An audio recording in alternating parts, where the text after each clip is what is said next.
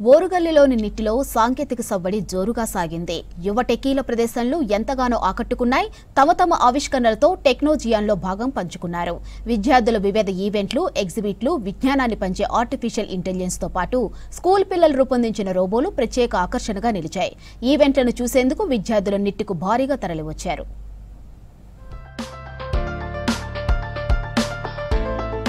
Warangal నిట్లో టెక్నోజియాన్ 25 engineers తో సందడిగా మారింది. ఈ సాంకేతికోత్సవానికి దేశంలోని వివిధ రాష్ట్రాల నుంచి ఇంజనీరింగ్ విద్యార్థులు తరలివచ్చారు.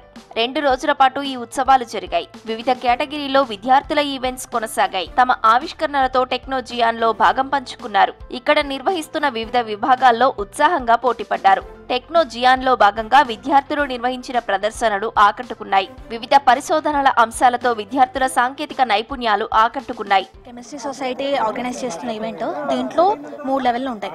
ఫస్ట్ లెవెల్ ఏమో వాల్యూమ్ ప్రెసిషన్, అంటే పిపెట్ తీసుకునో లేకపోతే బీకర్స్ తీసుకునో ఇచ్చిన చెట్స్లో ఇచ్చిన వాల్యూమ్ని అప్రాక్సిమేట్గా లేకపోతే అక్యురేట్గా మెజర్ చేయాలి 2 hour వరకు.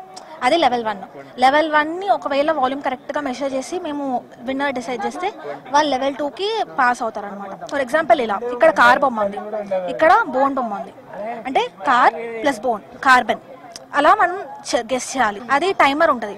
1 minute టైమర్లో మినిమం 7 చెప్పాలి. చెప్తే 7 చెప్పిన వాళ్ళు క్వాలిఫై అవుతారు నెక్స్ట్ లెవెల్కి.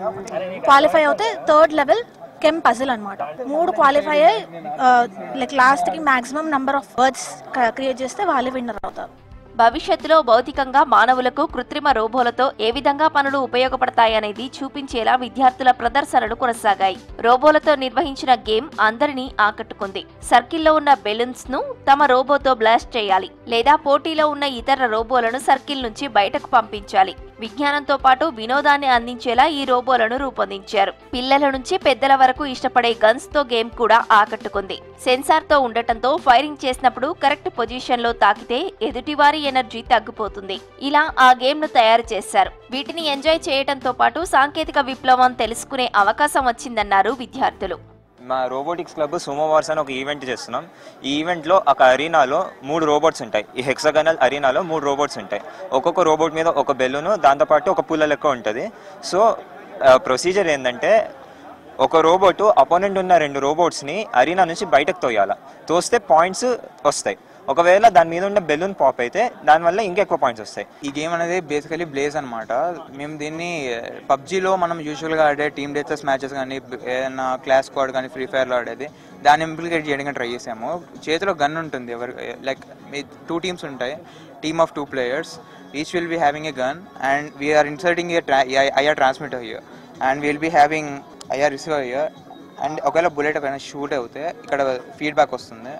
అండ్ మేము షూట్ చేసిన ప్రతిసారి ఇక్కడ ట్రాన్స్మిటింగ్కి బుల్లెట్స్ మారుతూ ఉంటాయి. అండ్ రిసీవ్ చేసుకున్నప్పుడు కూడా మాకు తగులుతున్నట్టు ఇక్కడ ఇండికేషన్ మార్పిస్తూ ఉంటాం. నిట్లో ఆహ్లాదకరమైన వాతావరణంతో టెక్నోజియాన్ 25 ఘనంగా ముగిసింది. నిత్యం చదువులతో కుస్తీ పట్టే ఇంజనీరింగ్ విద్యార్థులు ప్రయోగాలతో పాటు స్పోర్ట్స్ తో ఎంజాయ్ చేశారు. ఇది విద్యార్థుల మనోవికాసానికి, మానసిక ప్రశాంతతకు ఉపయోగపడతాయి. ఈ ఈవెంట్ తో పలు కొత్త పరిశోధనలు చేయడానికి ఆసక్తి కలిగిస్తుందనే భావన వ్యక్తమైంది.